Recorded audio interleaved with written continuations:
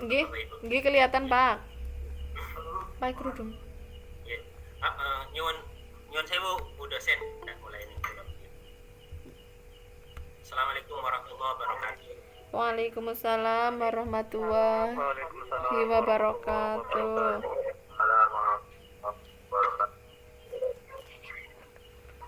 Alhamdulillah pada malam hari ini kita masih bisa ini ya, anak-anak bisa masih belajar di malam hari. Kalau nggak salah program kelas unggulan ini ya anak-anak ya, program kelas Nggih, unggulan. Pak, kelas unggulan Ya, Pak. dan kelas tahfidz. Dan biasanya malam itu kelas unggulan itu orangnya pinter-pinter semua. Jadi Amin. saya berbagi sama orang pinter ini. Dan kita belajar bersama. Untuk materi pada malam hari ini itu tentang lebih dekat kepada Allah dengan mengamalkan sholat sunnah. Saya berdoa seperti biasa dengan membaca basmalah bersama-sama. Mudah-mudahan pembelajaran malam hari ini berjalan dengan lancar dan ilmu yang kita dapatkan bermanfaat untuk bekal kita nanti. Amin. Sama-sama. Bismillah. Bismillahirrahmanirrahim. Selanjutnya untuk daftar kehadiran saya kira lengkap ya, anak semuanya ini penuh full, kursinya terisi semua ya, hadir semua malam hari ini ya, alhamdulillah. Langsung saja untuk menghemat waktu ini, pada malam hari ini kita coba untuk untuk mengamati sebuah gambar di sini. Ada sebuah gambar sebelah kiri bawah. Ini kira-kira gambar apa ya ini ya? Sholat, Pak. Sholat. Itu apa? Ilustrasi gambar orang sedang mengerjakan sholat. Jadi ada di sini memiliki tafsir nantinya sholat kita itu nanti bisa sholat wajib atau sholat sunnah. Yang penting ada kegiatan sedang memakai atribut ibadah untuk sholat. Untuk sebelah kanan, ini gambar apa ya kira-kira ini? Makanan, Pak. Makanan. Makanan, ya betul ya, betul sekali. Ini makanan lengkap ini. Ada nasi, ada lauk, ada topping, ada telur ya. Kalau kita analogikan di sini dari gambar ini, kalau Pak Guru bisa menilai ini, jadi kegiatan ibadah sholat itu adalah kewajiban kita dan hukumnya wajib. Ibadah sholat wajib dan nanti ada ibadah yang hukumnya tidak wajib atau sunnah. Kebutuhan pokok hubungan kita dengan Allah itu adalah kewajiban kita sholat, dan ada kebutuhan pendampingnya, pelengkapnya adalah yang hukum-hukum sholat yang sunnah. Jadi ada kesamaan di sini dengan makanan. Seandainya kita logikakan kita makan hanya nasi saja, wajib saja tanpa adanya sunnah, ya kita akan terlambat. Makan nggak terasa enak kalau tanpa adanya lauk yang bermacam-macam. Ya begitu juga sholat. Kalau hanya sholat 5 waktu saja ya tidak beres. Jadi kita coba bandingkan kelengkapan hidup bekal di akhirat dan kelengkapan hidup kita di dunia. Selanjutnya, mari kita bersama-sama untuk menguatkan keimanan kita tentang ibadah sholat. Kita membaca sebuah hadis Nabi tentang apa anjurannya tentang ibadah sholat tersebut. Ya, di sini adalah contoh ibadah sholat sunnah yang dianjurkan oleh Nabi. Kelihatan ya, anak-anak semuanya ini tulisannya apa terlalu kecil? Bisa kelihatan kan? Kelihatan. Pak Guru baca ya, Pak Guru baca ini. Bismillahirrahmanirrahim. Idza dakhala ahadukumul masjida falyarka rak'ataini qabla al-ayyajlisa. Ketika kita masuk masjid, ketika kita semua masuk masjid, falyarka maka sholatlah atau maka sholatlah rakaat ini 2 rakaat qabla ayyajlisa, sebelum kita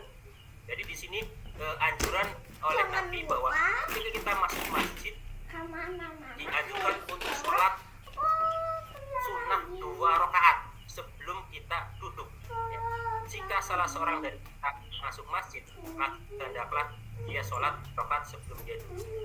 Ini adalah sebuah perintah. Sholat itu betapa pentingnya sholat untuk menghargai di sini adalah rangkaian untuk penghormatan terhadap masjid. Itu di sini nanti kategorinya nanti sholat. Beli sate katanya.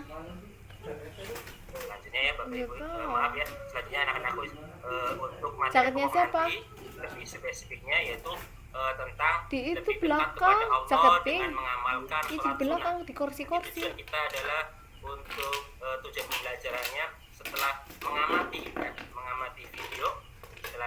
video pembelajaran tentang sholat sunnah munfarid, maka siswa dapat menjelaskan arti dan tata cara sholat sunnah munfarid dengan baik. Jadi juga setelah berdiskusi dengan kelompok, maka siswa dapat melaksanakan sholat sunnah munfarid dengan benar. Coba kita tonton videonya sejenak ya, kita coba lihat. Iya. Uangnya? Iya.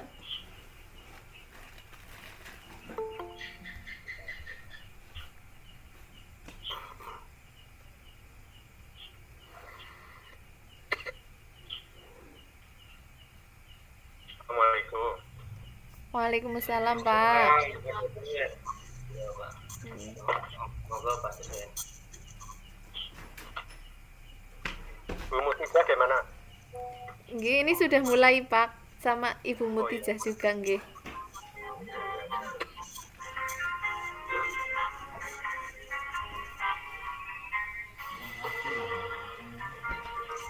Ini 4 atau 6-nya? Semuanya, Pak, sedang masuk ke sini. Enggak, ujian. 4 Empat. apa 6? 4, Pak. Nggih. شب الهدى وحبها وما تكلم جذع في الحشا طرها وحين من زاح بدر لا غشاء له تورق الصبح بكفي وانتصبا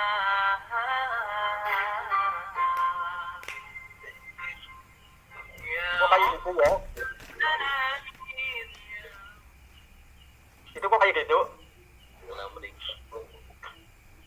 Waalaikumsalam. Ada nggak uangnya? Sewu Pak, saya baru pulang antar milik anak di pondok pesantren.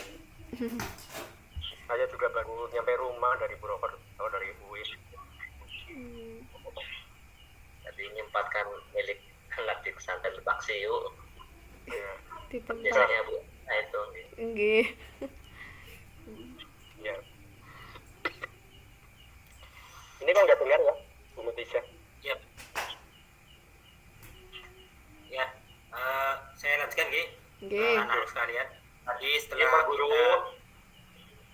setelah kita amati tentang video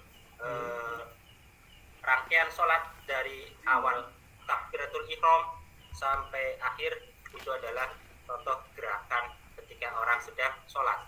Ya. Ustaz Seli urung bales kok. Perbedaannya Nggih, terletak langsung pada pondok ya. niat dan cara waktu pelaksanaannya, sehingga untuk setiap ibadah sholat semua beda pada niat dan waktu pelaksanaannya.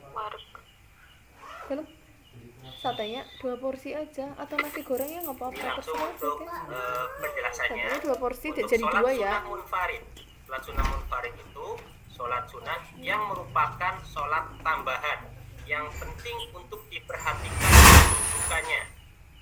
Selanjutnya untuk dilaksanakan semampunya. Contoh misalkan ketika ada seorang yang hendak melakukan sholat sunnah, misalkan ini ada anak-anak atau orang dewasa lah, ini saya ambil contoh karikatur anak sedang sholat wajib, sementara posisi sholat di dalam masjid, ada orang yang masuk masjid tidak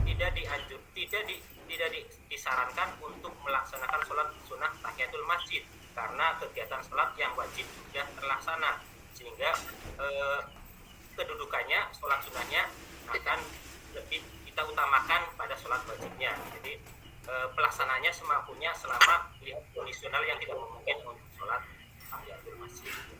Ini contohnya. Ada kasus selanjutnya juga ketika khotib misalkan khotib sholat Jumat sudah menjelang berakhir, sama juga kita juga akan lebih memilih kewajiban daripada mengerjakan kegiatan sunnah. Jadi lebih diutamakan sholat wajibnya atau rukun-rukun wajibnya untuk khotbah Jumat misalkan, sehingga pelaksanaannya itu dilaksanakan semampunya atau melihat kedudukannya. Itu untuk sholat sunnah munfarid, sholat akhir maghribnya. Untuk pengertian sholat sunnah itu sendiri adalah sholat selain sholat wajib lima waktu yang biasanya dilaksanakan oleh Rasulullah. Kalau sementara sholat sunnah tujuannya adalah mendekatkan diri kepada Allah selain untuk mendapatkan pahala. Kita lanjut lagi dulu ya. Untuk kaifiyah, untuk tata caranya sholat sunnah, nanti sholat sunnah ada dilakukan sendiri dan juga ada pula dilakukan berjamaah. Di sisi lain sholat sunnah juga ada yang bisa dilakukan secara berjamaah dan juga boleh secara sendiri. Kalau sholat sunnah berjamaah otomatis ada salah satu menjadi imam. Sebaliknya, apa saja yang masuk kategori sholat sunnah munfarid? Ada sholat rawatib. Apa itu sholat rawatib? Itu sholat yang mengikuti atau mengiringi sholat wajib 5 waktu. Kemudian ada sholat tahiyatul masjid, yaitu sholat untuk menghormati masjid, sholat untuk kita penghormatan kepada masjid atau Baitullah. Yang ketiga ada sholat istikharah, sholat untuk menentukan sebuah pilihan, kebimbangan kita untuk menentukan dari dua buah pilihan ada salah satu alternatif yang harus kita pilih untuk mendapatkan keriduan kita, mendapatkan kemantapan hati kita di sisi Allah. Kita bisa melakukan sholat istikharah supaya tidak salah pilih nantinya. Untuk sholat sunnah pertama saya kira itu nanti untuk sebab yang kedua, ya kita fokus di sholat sunnah munfarid. Nah, untuk sholat sunnah munfarid itu sendiri nanti ada sholat sunnah yang dikerjakan sebelum dan sesudah. Kalau sebelum biasanya istilahnya apa ya? Kalau sebelum sholat sunnah rawatib yang dilakukan sebelum Pak Guru. Ya, betul sekali. Yang sesudah berarti istilahnya ya, untuk sholat sunnah ya nanti ada hukum yang muakkad, dan untuk sholat sunnah ba'diyah ada juga hukum yang ghairu muakkad. Saya ulangi lagi, untuk sholat sunnah rawatib nanti hukumnya ada dua, yaitu sunnah muakkad dan sunnah ghairu muakkad. Istilah muakkad yaitu sunnah yang sangat dianjurkan, dengan kata lain sunnah yang mendekati wajib. Beliau Nabi sering menjalankannya. Beliau Nabi menganjurkan sholat sunnah dengan istilah muakkad adalah sholat sunnah yang sangat dianjurkan. Kalau ghairu muakkad berarti dianjurkan saja. Kadang Nabi juga meninggalkan. Nah, kategori sunnah yang muakkad itu 2 rakaat sebelum subuh, 2 rakaat sebelum zuhur, kemudian 2 rakaat sesudah zuhurnya, kemudian 2 rakaat sesudah maghrib dan 2 rakaat sesudah isya.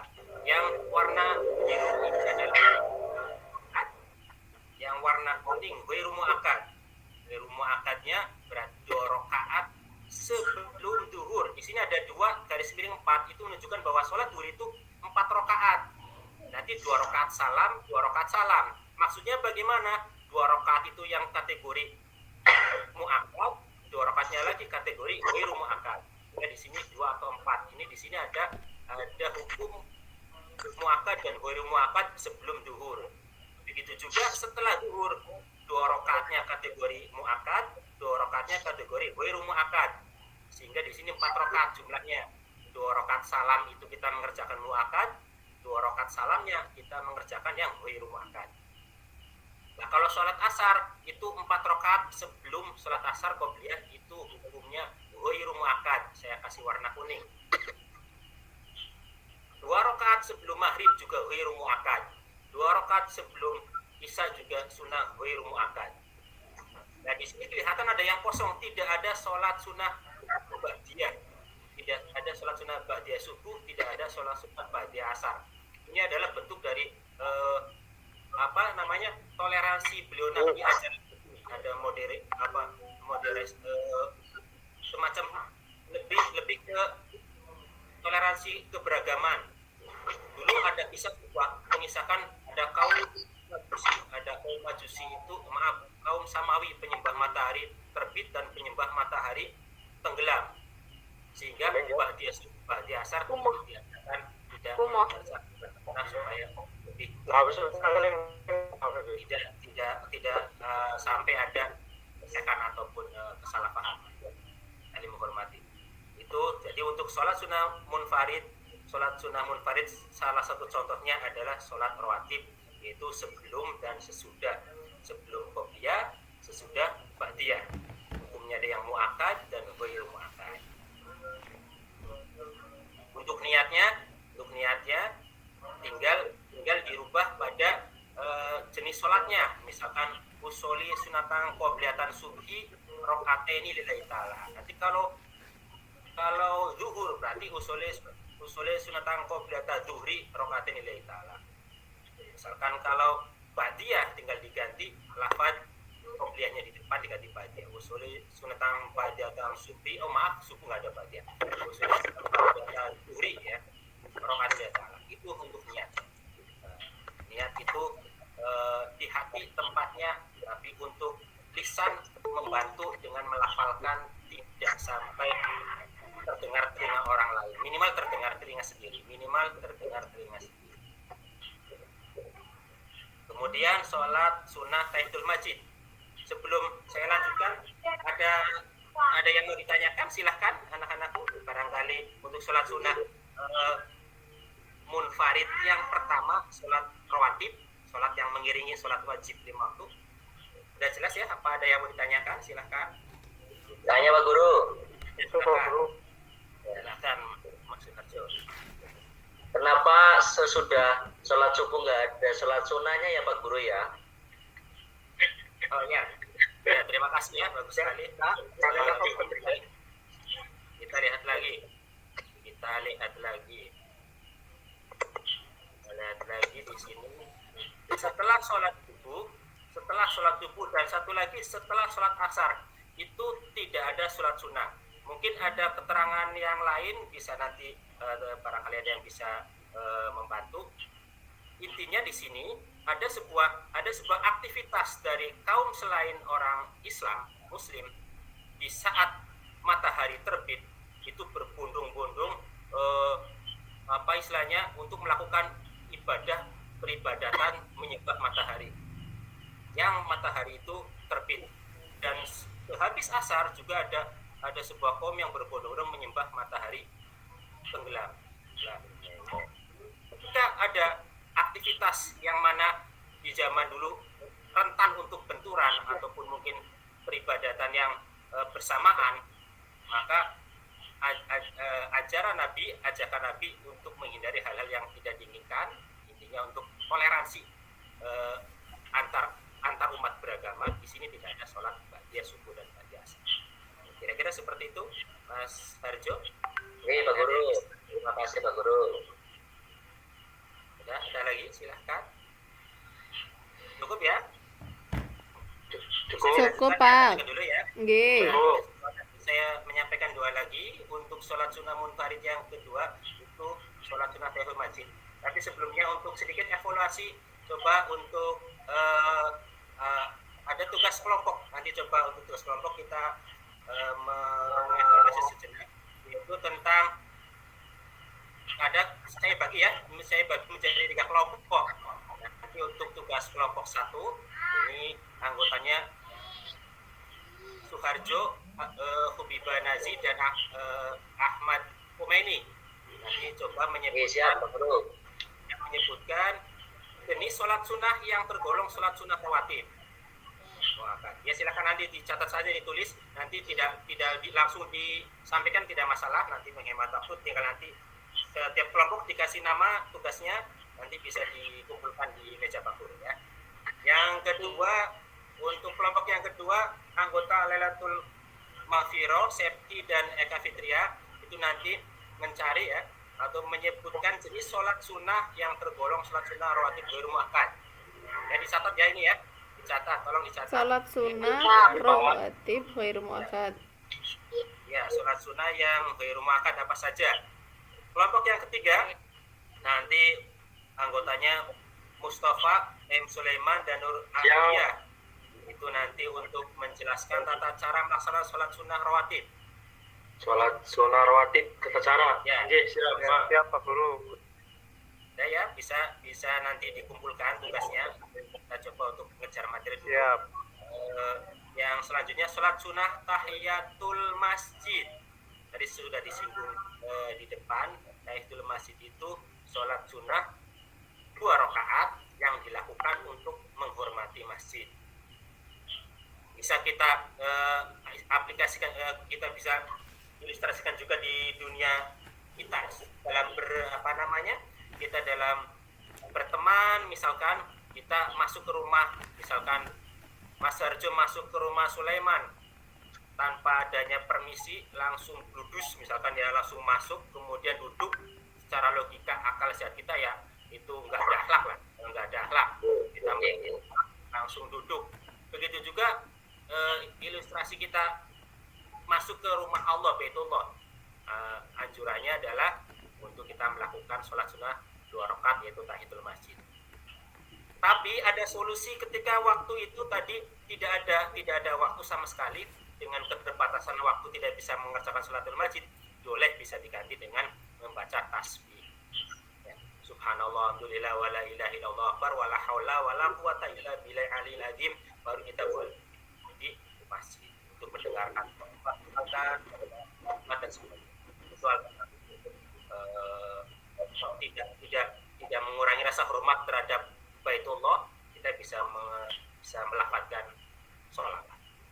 Yang kedua, dalam prakteknya sholat sunnah ini dilaksanakan sesaat setelah masuk masjid. Kemudian niatnya usolli sunata tahiyatal masjidi rakaataini lillahi ta'ala. Usolli sunata tahiyatal masjidi rakaataini lillahi ta'ala. Kita lanjut dulu. Untuk sholat sunnah istikharah yang terakhir, sholat sunnah istikharah adalah sholat dengan maksud untuk memohon petunjuk Allah dalam menentukan pilihan terbaik di antara 2 pilihan atau lebih. Di sini ada unsur penghambaan kepada Allah bahwa ikhtiar kita dengan sholat sunnah, sehingga nanti dari ikhtiar itu kita bisa bertawakal, menerima ridho akan segala bentuk qada, ridho akan segala bentuk qada ketetapan Allah dengan kita ikhtiarnya melakukan sunnah istikharah. Karena kita dalam keadaan bimbang, kita dalam keadaan galau, yang mana yang terbaik, kita bisa ikhtiar dengan sholat istikharah sehingga kita bisa ridho akan segala qada. Itu harapannya dari sholat sunnah istikharah. Ya, tata caranya, kaifiyahnya ya, sama halnya dengan sholat sunnah yang lainnya.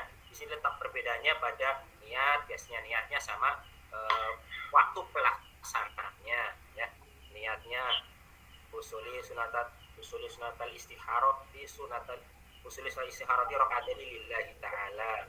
Kemudian bilangannya rakaatnya 2 dan cara pelaksananya dengan 10. Kemudian untuk rukun-rukunnya sama, takbiratul ihram, doa iftitah dan seterusnya diawali takbir, diakhiri salam, sama semua, beda niat sama pelaksananya. Selanjutnya kita bisa mengambil kesimpulan atau hikmah melaksanakan sholat sunnah itu adalah sarana mendekatkan diri kepada Allah, untuk penolong dalam segala urusan penting, menambah kekurangan yang mungkin terdapat pada sholat fardu. Kita bisa sempurna sholat fardu kita dengan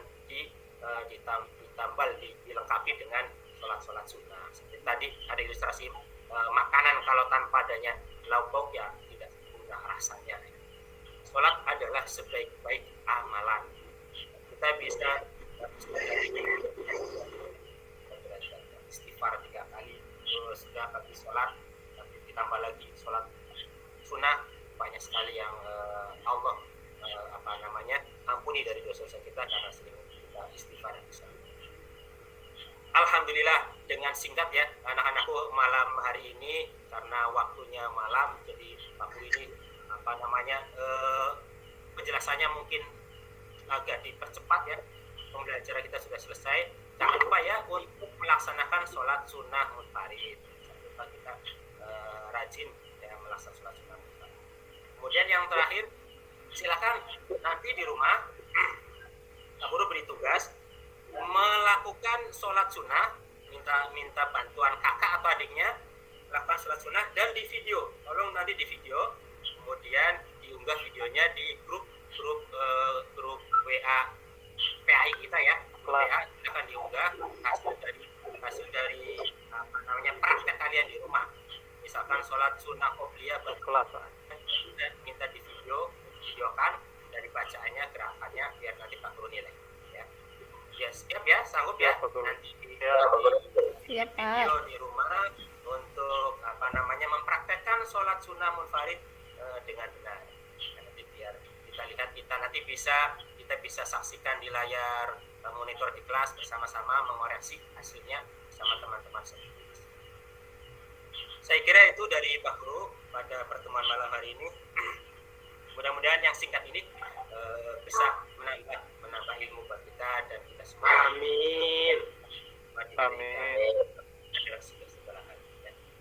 Kita akhiri pertemuan hari ini dengan sama-sama kita mengucapkan hamdalah. Alhamdulillah.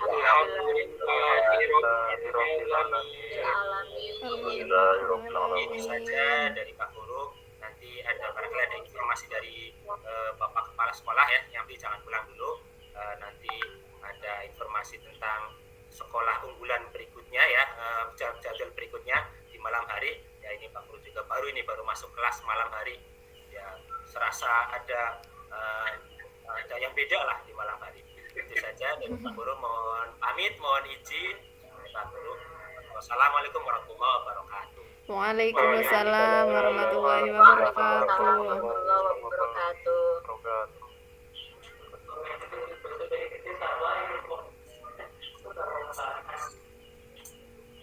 Monggo Pak Suratman, teknisnya berarti kita bareng ya Pak Suratman.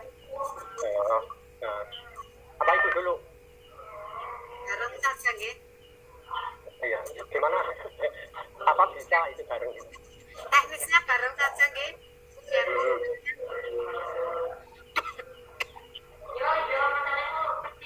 Apa bisa bareng, Bu?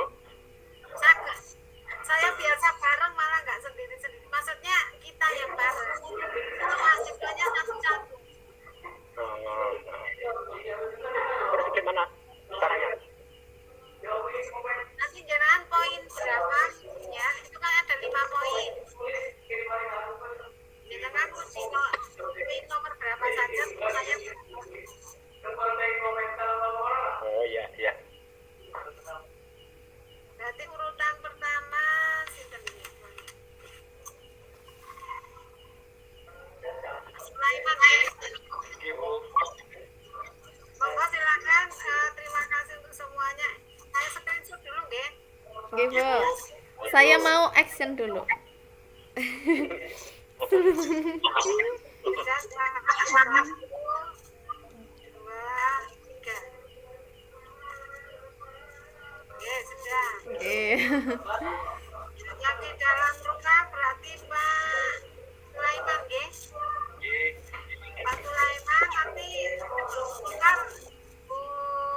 Pak Mustafa masuk dulu baru Pak Sulaiman keluar gitu nggih. Ya monggo yang lain terima kasih. Ini Bu Guru. Nggih Bu. Menurut Bu, Saya Nggih. mohon izin. Nggih monggo. Matur nuwun.